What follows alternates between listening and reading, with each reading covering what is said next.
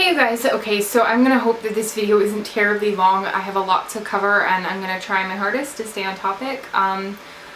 So I know I haven't uploaded in a really long time, and I'm not going to make any excuses for that. I will be telling you a couple of the reasons why, but let me go ahead and say that this is in no way a video. The things I'm going to tell you are in no way something that I want pity for or that are something I regret, because there have been a lot of things going on in my life that require 100% of my attention and my time, and when it comes down to the choice of, make YouTube videos or pay attention to the important things in my life, it's not really a choice at all. There are things in my life that require me at 100%, and I refuse to give 50% to only one thing and split myself into multiple areas. So I just don't, it's not that I don't have the dedication, it's just that I can't, the things that are in my life right now, I can't just give part of myself to. I have to give 100% to, and I will be explaining what some of those things are just to keep you guys in the loop. I will say that I will be 100% making weekly videos, just one video a week promised, and then if I do anything past that, it'll be kind of like an extra, and I will be explaining why in this video. So first, there are a couple of things I need to explain that I have not previously explained in any of the videos that I've made before, and I'm going to try and keep it short and sweet. Again, please keep in mind, these are not things that I regret or that I need pity for. I've been dealt the cards that I've been dealt, and I deal with them in the best way that I can.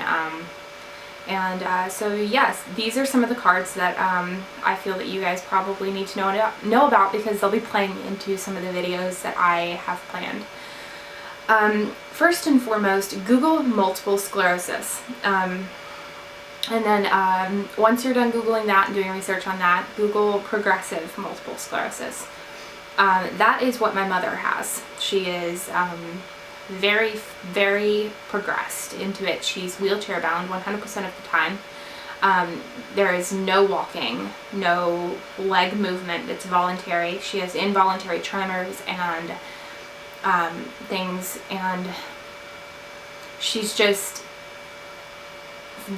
as degrading as this may sound, she's very much like a newborn in a lot of areas. She has to have diaper changes and has to have round-the-clock care, because there are times where she'll fall out of her wheelchair and be on the floor and can't reach her phone to call anybody, and that's a very dangerous situation to be in, much less if something were to happen like a fire or something. She would have no way. She would sit there and burn alive, because there's no way for her to remove herself from the situation. So she requires a lot of care, and it's not really feasible right now for Cody and I to have her live with us, not to mention that I'll explain why that would not even be an option if it was feasible.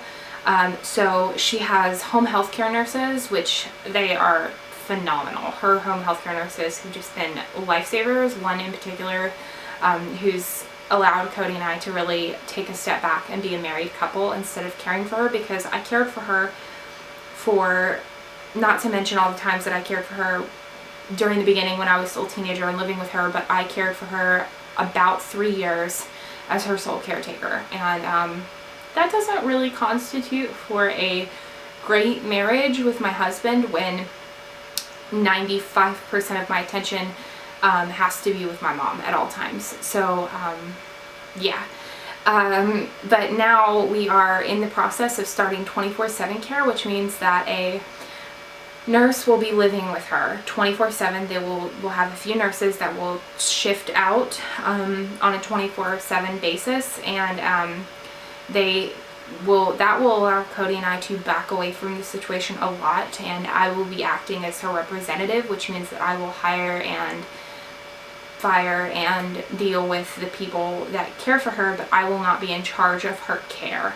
So yeah, that will be really nice to be able to, maybe I'll be able to turn my phone off for the first time in 3 years and not have to worry about whether or not in the 20 minutes that it's off and I'm spending time with my husband, is she going to burn alive in her house, or is something going to happen. I know that she's going to be cared for. On top of that, A lot of people look at my mom and think that she's this disabled person. For one, she's really young. She's 40 years old. Two, she may be physically disabled, but my mother is in no way, shape, or form has that bothered how vicious she is. My mother is not this disabled, nice person. She is a disabled, not nice person. There are lots of words you could use for my mom that aren't really appropriate. She's vicious, she's manipulative, and my mom and I don't have what you could call a mother-daughter relationship. We are very much a, she needs me, and I'm the only person, I'm her only kid that is a viable option to be a part of it. So I kind of, for lack of a better way to put it, I had to take the bullet because my older brother recently got married to a wonderful girl, and he's in the military and stationed in Georgia right now, and that doesn't really allow him to care for my mom. And then the only other option is my younger brother, who's 15 years old, and he's a minor and a male and not in the position to care for my mother, much less that be a responsibility I would be comfortable with him having. Because my main concern out of everything is to protect my younger brother from the harshness of the reality of my mom's disease. Because he's aware of the end result here. Multiple sclerosis is not you don't die from multiple sclerosis. It's not a deadly disease. But it is in the same breath, because while people don't die from multiple sclerosis, you die from complications with multiple sclerosis.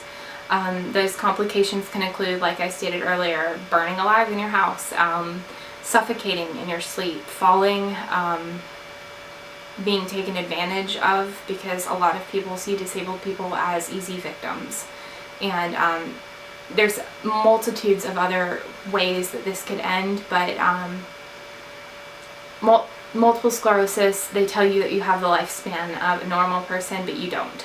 That's the harsh reality.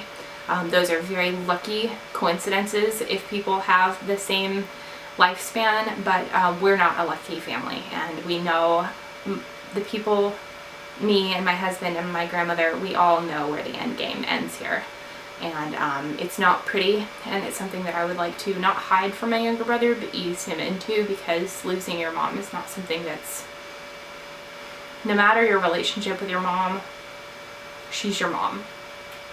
And I may not have a very good relationship with my mother, but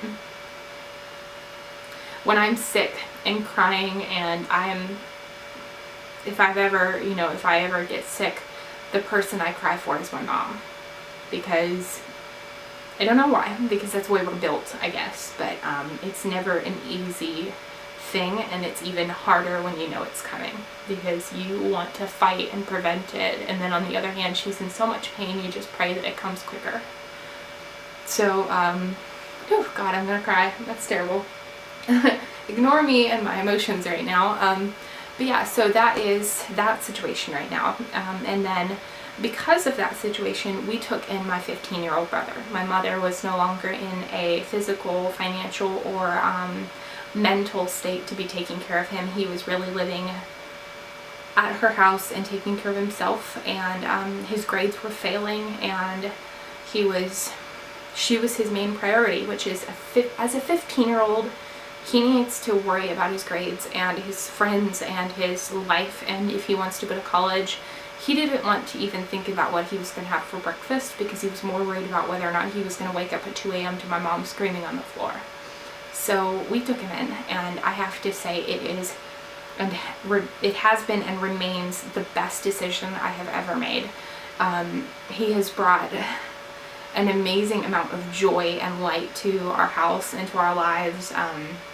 And one minute it was like I was worried about him at my mom's house, and then the next it's like we popped out a 15-year-old who was suddenly going through puberty and living in our house. And so Cody and I had to rearrange our entire lives, which again still remains the best decision. I don't regret it at all, and I would do it again 1,000,003 times, because Zachary is an amazing kid. I may be biased, but I think he's the best teenager in the entire world. He's just amazing. So yeah, we popped out a 15-year-old overnight, which has been it's been fun. It's been a lot of fun. I learned what puberty looks like in the opposite sex, and that was not a pretty sight. It was a rude awakening, let's put it that way. But we're adjusting. He's been living with us for quite a while now, and we've all adjusted rather nicely and gotten comfortable with the positions and the roles that we have to play. Being his older sister and playing that part and also playing the other part of a parent is incredibly hard. It's a very fine, thin line to walk, because I have to be the disciplinarian and the bad cop sometimes, and then on the other hand, I'm still his older sister, so I tease him and we mess around and, you know, go out and have fun, and, you know, but then when he brings home his report card, that has to stop, and I have to, you know, be a parent, and that's, like I said, it's a thin line to walk, but it's an amazing experience, and I would do it again. A billion times I would do it again. So yeah, this is probably going to be a 2-part video, so, because it's such a long explanation about everything that's going on, but it's totally worth it, so I'm going to go ahead and cut this video short and then go ahead and start in on part 2.